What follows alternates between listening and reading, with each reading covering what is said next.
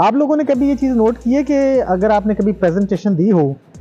तो आपसे छोटी सी मिस्टेक हो जाए तो आप ये समझ रहे होते हैं कि यार ये तो सबने नोट कर लिया होगा, फ़ौरन से सब लोग इस चीज़ को नोट करेंगे और सोचेंगे कि यार इसने गलती कर दी। इसके साथ साथ जब आप किसी इवेंट में जाते हैं या जाना होता है तो इवेंट से पहले या इवेंट में जाने के बाद आप ये सोच रहे होते हैं कि यार सब लोग मेरी तरफ ही देखेंगे, सब लोग मुझे ही नोट करेंगे। इसी तरह से अगर आपकी ड्रेसिंग में कोई खामी हो या आपकी पर्सनैलिटी में कोई खामी हो तो आपको ये चीज़ परेशान करती है कि यार अगर मैं वहाँ जाऊँगा तो लोग मेरी तरफ ही देखेंगे, मेरी इस खामी को नोट करेंगे। इसीलिए यही वजह है कि हम जब किसी इवेंट में जाना होता है तो हम अपनी ड्रेसिंग के बारे में बार बार चेक कर रहे होते हैं, दूसरों से राय ले रहे होते हैं कि यार ये सही लग रही है या नहीं लग रही। ये बेसिकली साइकोलॉजी के अंदर इस इफ़ेक्ट को स्पॉटलाइट इफ़ेक्ट बोलते हैं, जिसमें बंदा खुद ये समझ रहा होता है कि लोग उसकी खामियों को बहुत ज़्यादा नोट करेंगे या जैसे ही वो जाएगा तो सब लोग उसकी तरफ मतवज्जो हो जाएंगे, जो कि हकीकत में बिल्कुल ऐसा नहीं होता। लोग इतना ज़्यादा नोट नहीं करते जितना ज़्यादा हम एग्जैजरेट कर रहे होते हैं कि हमें नोट करेंगे। इस इफ़ेक्ट को स्पॉटलाइट इफ़ेक्ट बोलते हैं। इस वजह से